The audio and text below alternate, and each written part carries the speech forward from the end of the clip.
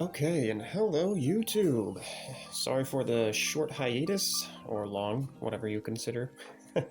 I was kind of busy, but I'm back with the strategy guides with some of the Dice Throne characters here. I find it to be something I need to probably get back into since they just released about a month ago or two the newest X-Men characters. But we're going to go through the ones that I like the most and in no particular order. And so for the second one here, we're going to go over the Vampire Lord. So the Vampire Lord is a very flexible glass cannon offensive slash control-y style or type of character. That all of this revolves around the Blood Power token for the Vampire Lord. The Blood Power token is it has multiple uses, so you have a stack limit of 5, and then you can use one on your offensive roll phase after you have attacked. And it can be an attack damage modifier of up to 3 damage. You can use one of those per turn. You can't use multiples. So it's slightly different from the Scarlet Witch, who could use like 2 crackles as an attack modifier token. This is only one. Or a second option is you can remove 2 tokens to remove a status effect from a chosen player. So this is good for doubles, it's good for Dice Throne Adventures. You can select yourself, or you can even be kind of tricky and then select your opponent if they have something that you feel is worth 2 blood power. Just keep in mind that, remember, 2 blood power is technically 6 damage over 2 turns. So you want to make sure that it's going to be a worthy status effect that you're going to be removing in order to actually activate this. The third option that you have is to discard, not discard, but exchange 3 tokens for drawing 2 cards, so it's basically a double up. This is extremely good because this doesn't have like a particular phase of play to where it's limited to, where you remove 1 token during your offensive roll phase, remove 2 tokens only during your main phase, and then but you can remove 3 tokens during any time. And when you use token actions like this, it counts as an instant. So like the little red cards, so it counts at instant speed. So if someone is trying to what status affects your tokens, or if they're trying to transference your tokens, or they're trying to get that out of here with your tokens, this might be a considerable option if you have 3 blood power tokens. And due to this, this like reactive response to people trying to get rid of your tokens, your blood tokens, I suggest that you try to hang around 3 blood tokens, at least 3 blood tokens for this this reasoning. It's kind of it's a counteractive play, but also for the next part here. So for 4 blood tokens, you can heal equal to the amount of damage your attack successfully deals. This effect may only be activated during your roll phase. So it is something that you want to consider with the Vampire Lord, because the Vampire Lord has a pretty bad defense, and we'll go over that here after we get over the tokens here. So I like to keep my tokens around 3 or more, to always be threatening that heal and always be threatening that draw 2 card if they try to get rid of my tokens. Now, some things to consider with this, though. You need to understand that like a Babai or a get that out of here. And Babai, you can't really, I don't think you're able to counter it if someone Babai's one of your tokens. The spell speed doesn't work that way, and I think it goes to the active player when you have equal speed in action play. So Babai won't work if it's the other player's turn, but if it's your turn and they try to Babai, I think it will work in that instance, but it might be a little bit too in-depth for this. I've never really played tournaments. I just play at the kitchen table with my friends, but we try to play as competitively as possible. So maybe if it pertains to you, maybe that... I digress. All right, so... But with get that out of here, you might want to consider just allowing them to get rid of that 1 token, because that's a card that costs CP and it's a card played. Plus, you're trying to stay as much blood tokens as possible, right? The only instance where I would actually use this draw 2 effect is if they're trying to what status affects you, and then I would do it. So this is sort of a double counterplay here. So if they're only going to use like transference, or if they're going to use get that out of here, I would consider just staying at 2 blood tokens and then try to build it up on your defensive roll or the next turn in order to get back up to the 4 token heal, because the Vampire Lord has the largest potential for damage swing or delta in the game here. So the reason being that you don't want to do this is because it forces your opponent to play differently if they know that you're going to go into it this way. Most opponents won't even actually consider this. They don't know that. I would say a 3 damage token is worth a card in CP play, especially when you're playing the Vampire Lord. The resource kind of becomes equivalent here. So you don't want to give up, you're basically giving up 2 blood tokens for a card and CP play that your opponent's playing. The only time this is worth it is if they what status affects you, because if you let that go through, then you're losing all 3 for nothing, and then you might as well just get the 2 cards in return, right? So this is kind of my thought process here. Transference is the only other possible one where you might consider doing this, and it's a case-by-case scenario and game state situation. So transference can add 3 damage to your opponent's attack if they do take that, so it's basically a delta of 2 tokens. Not only are they getting rid of one of your blood power tokens, but they're taking it for themselves, so it's a swing of 6 potential damage. At this point, depending on how late in the game it is, you might want to just go ahead and draw the 2 cards, especially if you've been card counting in your deck, like you need that not this time, or maybe you're going to get a blood flow, or you're going to get that twice as wild, things like this. These game altering cards that you still haven't drawn into and it's late game, you might want to consider going ahead and just going ahead using that 3 token draw effect there. So all right, now that we got that out of the way, we talked about the heal slightly. Let's get a little bit more in depth into the situations of when you want to use the heal. Now the heal is only on successful damage dealt, meaning that the attack has to go through. You're typically only going to be doing this with an alt or undefendable cases, or extremely high defendable damage against another character that has kind of a weak defense that doesn't mitigate a whole lot of damage. Those are going to be the instances and when you're trying to use the heal. And the Vampire Lord can actually do it in a variety of ways. She's got her upgraded basic attack on Gouge 3 could be a good option. She can have upgraded Glamour, could be a decent option. That's an undefendable attack. We'll get into these in just a moment, but a Rend, an upgraded Rend could be a good option. Her straight is very good. Her large straight is a very good option for one of these. And then obviously her alt and mini alt are decent options for this as well. But we'll get into those in the case-by-case scenario there as well. All right, so let's go move down the leaflet here. And then this is extremely important. So if you attack an opponent and you successfully deal damage, when they have 2 bleed tokens, you gain a blood power at the conclusion of your turn. So you don't gain the blood power immediately, so you can't use it for the attack mod, or you can't use it for a heal if you're at 3, but it does set you up for the next turn to do the heal, or to have that extra blood power for extra damage. So that's something that you want to be always doing here. You want to always be trying to keep their bleeds maxed out in order to keep that blood power cycle going every turn or so. So, all right, that's the last thing to consider, and we'll talk about specific scenarios. I've already gotten into it a little bit, but we'll do it when we get specifically into each of the abilities. So let's go into Mesmerize here. A player with this token may spend it to roll 1 die, and on a 5 or a 6, you may force your opponent to re-roll one of their die, any one of their die. So basically, you only want to use this for a couple different scenarios. Either when the opponent lands an ultimate, you can try for it, or if they land a large straight, you can try for it. But you typically don't want to be wasting this. You want to be using it for your large straight. It makes your large straight undefendable, which is what you want to be doing when you're trying to use the heal, rather. So, and the chance for this actually to succeed is pretty low. Now, you can do some cheeky things with it. If you have a 6-it in hand, you can kind of guarantee that your Mesmerize is going to work. So, but effectively, you want to make sure that you're making your opponent either whiff or not do what they're wanting to do. Like, do it on their 3rd roll, mess it up, make sure that they're wasting resources as much as resources that you're wasting in order to mess up their roll, rather. Okay. And then bleed. We already talked about how important it is to keep bleed stacks maxed out on your opponents, but let's read what it does. On a 1 through 4, so this is during the upkeep of the opponent, they will receive 1 extra damage.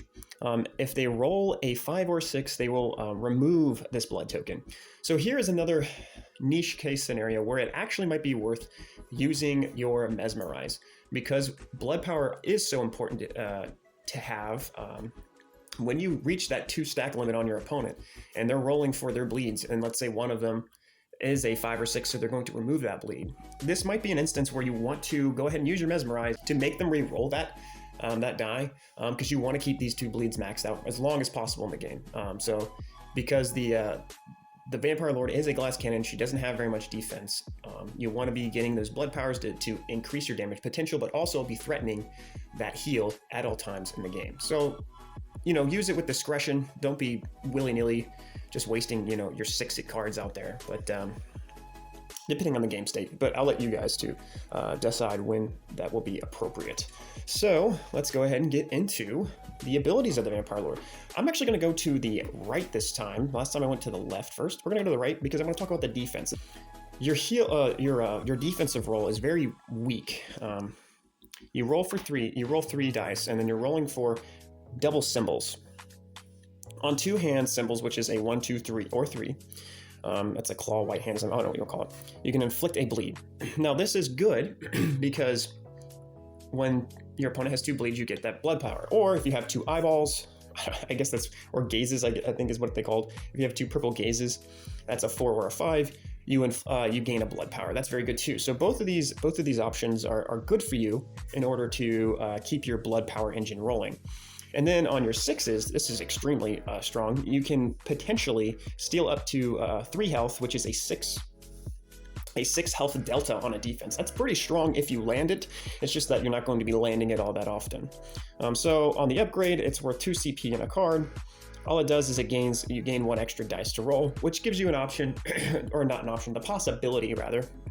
It gives you the possibility of getting 2 things at once. So you could get 2 hands and 2 gazes, and that would allow you to inflict a bleed and gain a blood power. Or you can technically gain 2 blood power. So it's a good high potential.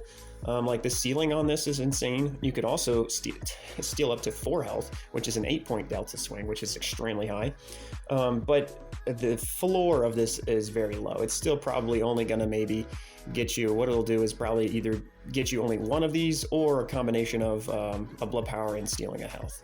I don't think I've ever, in all the games I've played, ever gotten inflicted bleed and inflicted and gain a blood power, unless my opponent already had bleed maxed out, in which case that became like a dead roll.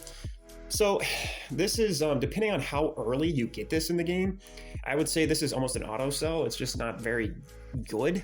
The only time I would consider actually upgrading this is if you're going against somebody who has to attack your defense and you get it early. I'm talking like within the first 1 to 4 turns of the game, and that 4 is even stretching it a bit. That's almost mid game. 1 to 3, and you know this person's going to be attacking into your defense every turn that they attack you. So you know you're getting that value. Otherwise, you need to sell this card. All right, so let's just move this off to the side. It is good when you can get when they attack you. Like if they attack you 3 times, you'll probably get value back from the card. So let's go ahead and move on from there. Let's go ahead and just move up into the mini alt here, and I have the upgrade card right there. So you gain 2 blood power and deal 5 undefendable on 4 6s. That's okay. It's pretty good because you can technically increase this to 8 damage if you want to read it that way. 8 damage. I don't know if I can get this to focus. Maybe. Whatever. It doesn't matter. You guys know what I'm saying. It technically is 8 damage if you're including using one of those blood power for the damage modifier. And if you actually are maxed out, max stacks, you could increase it to 8 and then heal for 8, which is 16 delta, which is pretty good. So that's a pretty good base. You're not going to always have your blood power stacks maxed out at 4 or 5, but that's okay. It's good when you get it. You're going to take it when you roll it. Here's the upgrade. The upgrade increases the blood power you gain by 1, so that's another 3 damage technically tacked on here, and increases your damage, your undefendable damage by 1 as well. That's technically a 4 damage increase if you're looking at it in that term, for 2 CP in a card, and it gives you a backup roll, which this backup roll is okay. You are dealing or inflicting 2 bleeds, and you deal 2 collateral damage to an opponent, which is collateral. It's good for team games or whatever, or Dice Throne Adventures. So it's considerable here to actually do it, to get this, just simply from the fact that you're getting +4 damage, or value rather, on this from this ability alone. We don't really care about the secondary ability, the hemorrhage. However, the likelihood of you rolling this is very slim. You're not going to luck into it. You're basically going to be rolling for an ultimate, and then you get pushed off the ultimate or you don't make it. So then you're getting this card. So depending on the matchup and depending on what your game plan is, if you're going to be rolling for ults a lot, and that's just how you like to play, it's worth it. I guess it's worth upgrading, I think, for sure. But if you're playing a more conservative game, a more consistent game, this is almost an auto sell, in my opinion. But you can, sometimes you need those big swing plays. You just need it. And the Vampire Lord has ways to generate CP and to draw cards. Her economy actually is pretty good. It's not insane, but it's pretty good. So it depends. It's what do you like to do? What do you like to do? I would say 60 to 70% of the time I'm going to sell this card for the CP. But sometimes, that other 30%, 40%, I'll play it, especially if I'm down and we need that big play. It's really good, dude. 3 blood power, that's the highest on the board besides Sanguinancy. It's even higher than your ultimate. It gets you 3/4 of the way for a heal, So all you need is 1 blood power and reserve that you might have gotten on your defense, or you got from a card, or you just had chilling around, and then it allows you to use it for a heal. That is the Vampire Lord's damage mitigation is the heal. So, and she does that on her defense with her stealer health, or she does it on her blood power abilities. So I think the heal is really good. A lot of people, not a lot, but I've heard many people think it's a trap. They want the consistent 3 damage every turn. Yes, but only after you build up to the 3 blood power point. From then on, you're basically going to be using the blood power for the extra 3 damage, but you want to get to 3 at first in order to threaten that heal. It opens up options for you, and it gives your opponent something to consider what they want to do. Anyway, it'll make them play different. So here's the small straight, 7 flat damage, and then you get to roll a die, and on a what is it? On a hand, you so 50%, 1 through 3, you inflict a bleed, and then on a 4, 5, or 6, you gain a mesmerize. It's okay. This is not something that we're technically going for. This is something that we'll settle for if we don't roll anything else. So the way that you want to roll with the Vampire Lord is you kind of are rolling for multiple objectives at once, and this is just how you play Dice Throne in general. You're going to be simultaneously rolling for this as your backup roll, but you're going to be rolling for one of these 2 abilities in the opening first few turns of the game. So let's just come back over here and talk about it. So, if you get the small straight on your first roll, might as well go for the large because the large is actually really good. You gain a blood power, and you inflict bleed, and you delay damage. And then if you do have a mesmerize, you can make it undefendable. This is a very, very, very good large straight ability. It's technically, you can look at it as 11 damage with that blood power, or 12 if that bleed goes through, right?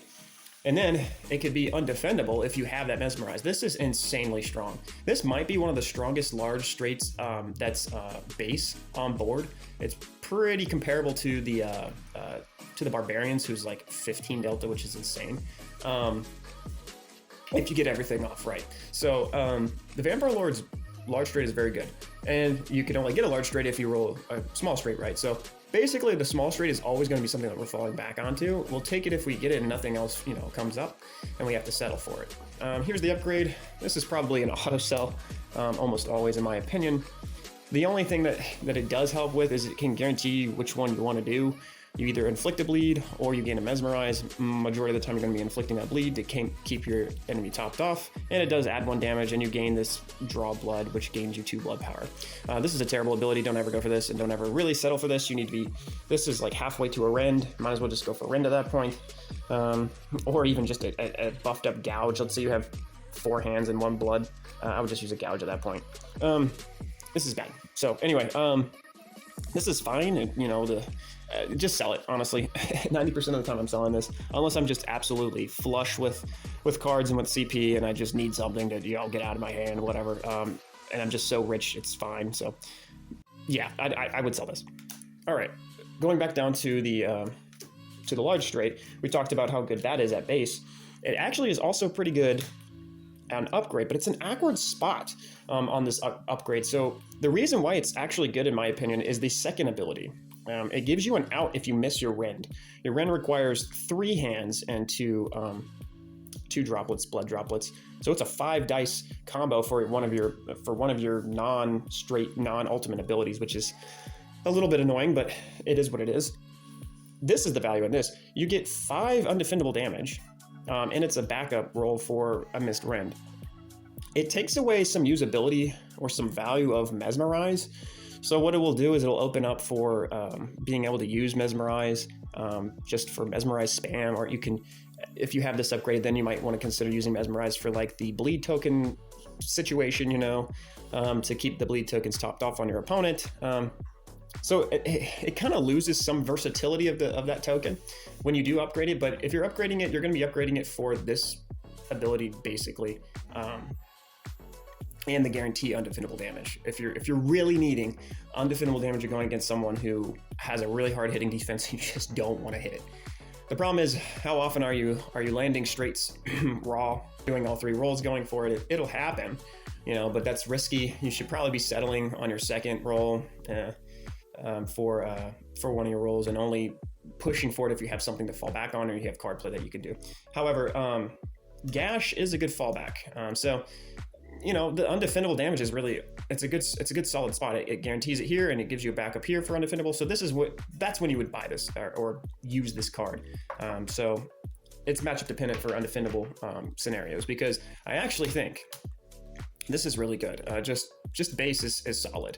Just go ahead and keep it at base if you don't need it. Or like always, if you have just a ton of CP and a ton of cards in your hand and you don't want to sell anything, then that's fine too. Go ahead and use it then too, whatever. All right, so that kind of covers all of these situations. Let's go over to the left side, and we're gonna start on the bottom again. So this is Sanguimancy. This is 3 gazes and a blood droplet. And then I actually kind of want to talk about this in conjunction with Glamour and then the small straight as well. So let's go ahead and show you what I'm trying to depict here. So here are these are the dice combinations or possibilities for you to land this, right? Okay, here we go. You can get 4, 4, 5, 6, and at this point, let's go ahead and stack these. You're already more than halfway to a small straight, 4, 5, 6. All you need is a 3. Or if you had if you already had a 3, then you would have a small straight guaranteed, and then you would be close to a large straight. You would need a 2. This right here is going to be your what you're looking for in the first few turns of the game. You want to see 2 gazes and a blood droplet. If you have 2 gazes and a blood droplet, you're going for Sanguimancy immediately. You need to get the 3 blood power. You need to have a turn of stacking it. If you see it and you do roll it, and then you let's say you don't roll another gaze, you roll another blood droplet. This is kind of worst case scenario, and then you roll a hand, and it's not a 2, it's not a 3 or a 2. Now we have to consider what are we going to pivot into? Well, we still have the small straight possibly, but we're kind of pigeonholed into needing that 3 in order to get the small straight. So at this point, if you're on your second roll and you see this, now it's time to pivot into Glamour. You just need to get that last gaze, or you can just hold your claw and then go for as hard hitting a gouge as possible if you have that upgraded. But I would suggest going for the Glamour for the CP, the Mesmerize, and then also for undefendable damage here. That's kind of the roll strategy that I'm going for.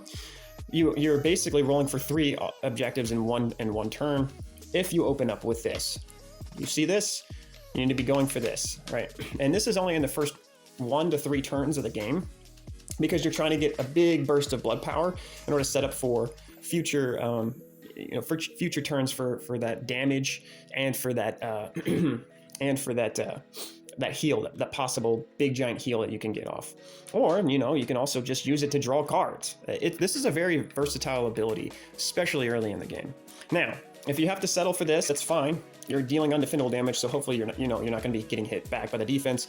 You are getting that Mesmerize for its uses. Typically, after you gain a Mesmerize, you want to be going for the straights because you want to use the Mesmerize as early as possible. Or you can hoard it to try to save it up for a large straight if you have the blood power to do the big heal.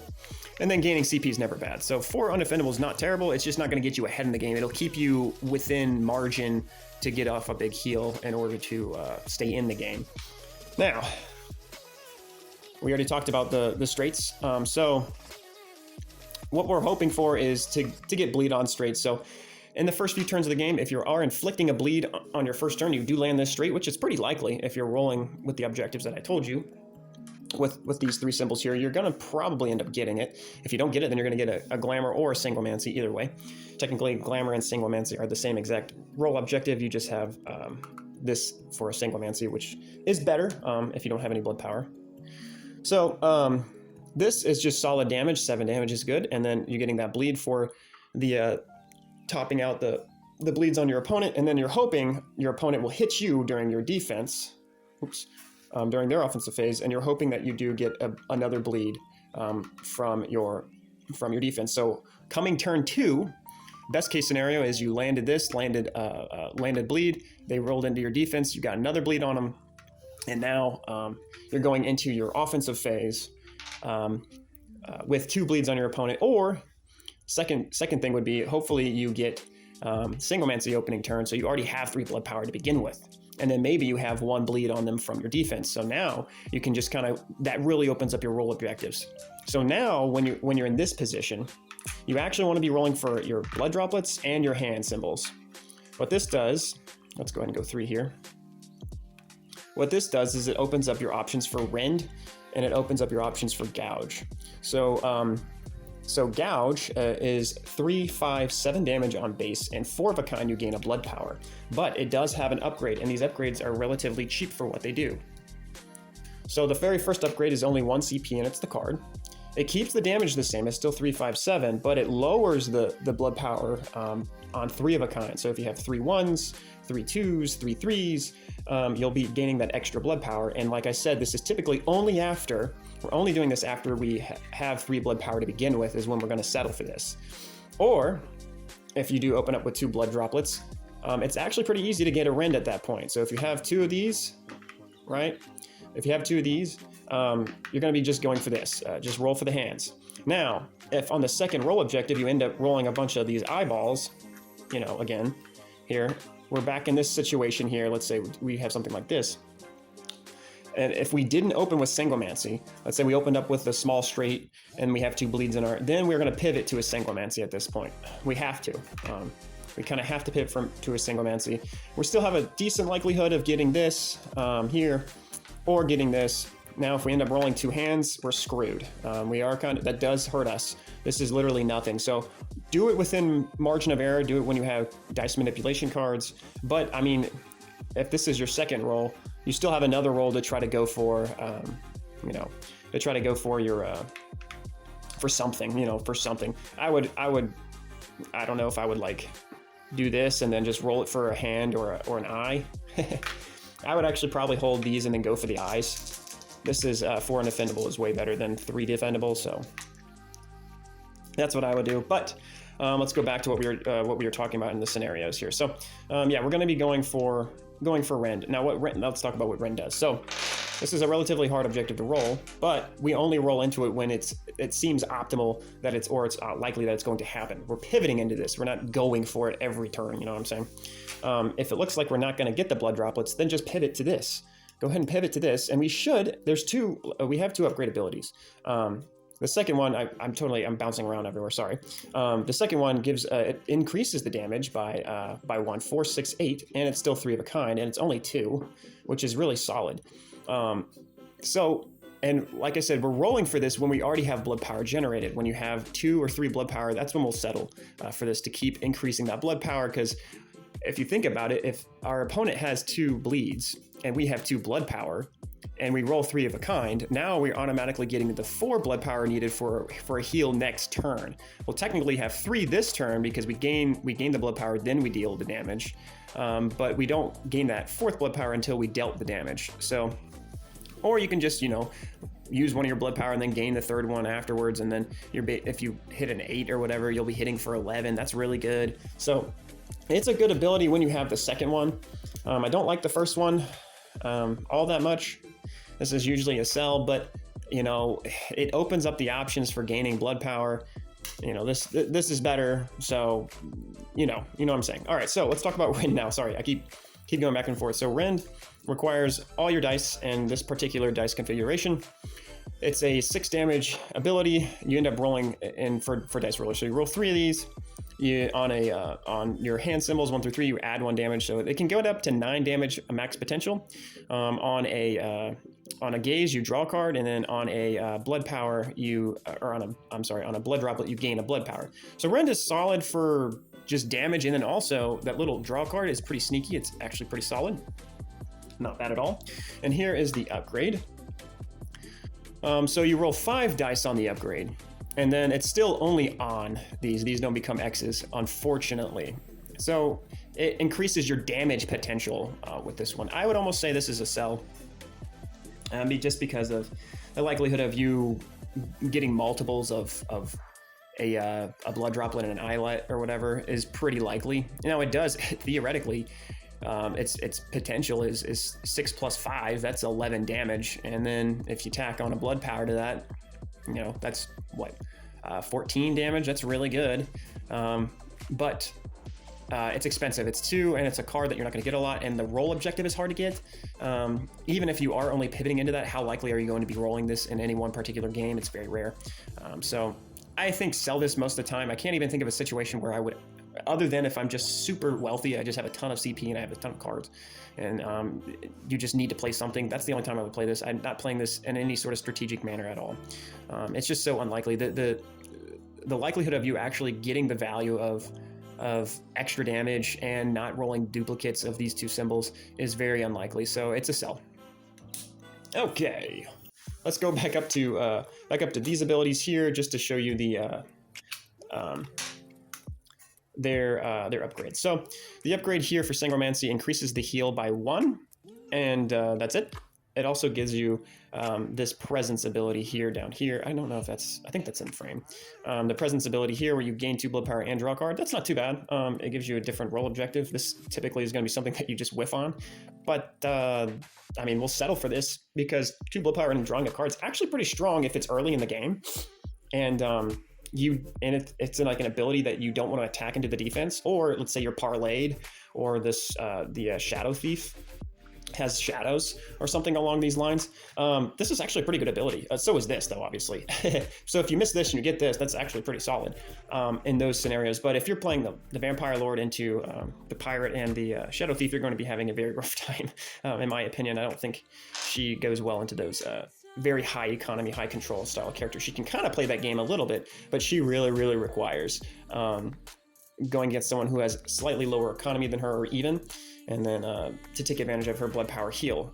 In those matchups specifically, you don't want to be playing this control style game unless it would benefit you to do so when you can't attack them either way. That's the only scenario when you kind of go into these against those 2 heroes. That's too specific, though. Let's get out of that. So yeah, this is an okay card. It's actually, I think it's worth it if you get it in the first 2 turns of the game, getting that extra heal, and then or getting this extra ability to, because you're planning on using a turn to build up anyway. So if you have to pivot into this, that's fine, whatever. I think it's worth it. I like to play these characters that have that build up turn, and then they kind of threaten to explode in one turn and have one big, really flashy turn. And the Vampire does that better than any other character. She's probably my second favorite character. All right, lastly, Gaze, or Glamour, sorry. Glamour, it increases the, whoops. Okay, let's just go ahead and give it to you. It increases the damage by 1, and then you gain an extra thing, Influence, gain Mesmerize, and 2 bleeds. It's good for adding the 2 bleeds, but we're only doing this if we're really afraid of defense, and we want to max out our undefendable damage. It's fine. It's fine. Okay, last but not least, let's go into the ultimate. So you actually get to search your deck for any one card and put it into your hand, then shuffle your deck, gain 2 blood power, then deal 10 damage. And we're going to go right into which cards you're going to search for, if you haven't already gotten them. So we have all of these possibilities here. These are the possibilities that you're going to go for, besides the usual suspects like Not This Time, or Not This Time, or Twice as Wild, or So Wild, or Six, and stuff like that. Those are good cards to search for too. But these are the vampire-specific cards. So Blood Flow, it's only 1 CP. It's a red border, so you know what that means. It's an instant card, so you can play this anytime. Roll 1 dice and then gain half value of it as blood power. So it's going to average 2 blood power. That's insane. So 6 damage, basically. for 1 CP and instant speed, this card is super good. Whenever you have it, you're playing it, and you're often going to be searching for it with this ability here. So the reason why you want to do that is because this is one of your best targets to actually use the heal. If you gain 2, right, and this averages 2, you're very likely to go ahead and get that 4 for the heal there. And that's a 20 damage delta. Very, very good for the vampire there. The other 2 possibilities are just your attack mods. So 0 CP, 1 CP. Blood Boil does this, add 1 damage, and then additionally add 1 damage more per bleed on your opponent. So this is 3, theoretically. This is another reason why we want to keep the bleeds maxed out on our opponent. Adding another 3 damage is insane. So if, let's say, we already have the 2 blood power or 3 blood power like we typically will, because that's the whole goal of the vampire, is to keep 3 blood power at all times stacked on our person. We roll this. We gain 2 more, so now we're at max stacks. We're at 5. We use 1 to increase the damage by 3, so we're hitting for 13. We search out this card. We add another 3. We're dealing 16 damage, and then we use the remaining 4 blood power that we have to heal the 16 damage. That's a delta of 32. That is bonkers. That's absolutely bonkers. And then you have the golden combos, what everyone calls it. You have you either have one of these 2 cards in your hand and you already have the full setup, like I'd already told you. You already have 3, you're gaining the 2 blood power. You play these, you search for whatever piece is missing, and then you have a theoretical possibility of rolling all of these, and then at least 3 damage was added. You're gonna inflict a bleed, whatever. That's just, that's fine. We can do that for comboing. You always want to play this first, rather, before you play this, in case your opponent isn't maxed out on the bleed tokens, and then you make them maxed out on them. So they combo well with each other. So you always play Limb from Limb first, and then Blood Boil second, if your opponent isn't already maxed out on the bleeds. But anyhow, you can add 5 damage. So let's see, 10 plus 5 plus 3 plus 3, what's that, 11? That is 21 damage, and then you're healing for that. That's a 42 damage delta swing, which is, I believe, the highest in the game, and that's insane. So that's pretty much the Vampire Lord in a nutshell. Just to go back over the basics, the nuts and bolts of this. We want to keep 3, we always want to have 3 blood power at all times, threatening a draw or heal. We want to keep 2 bleeds on our opponent at all times. That way we're always generating blood power during our turn. And we can generate blood power through our defense and bleeds through our defense. We generate bleeds through our straights. And then we generate blood power through our synchromancies, our rends, and then our gouges. And then obviously if we have an ultimate, we'll take the ultimate, or if we have the mini ult, we'll take the mini ult. That's it, everyone. Thanks for joining. Hopefully this wasn't too long. I'm already at 40-something minutes. I might cut this down in editing, but our next review is going to be over the Ninja, who is a very similar character to, you guessed it, the Vampire and Scarlet Witch, and she is my 3rd favorite character to play so far.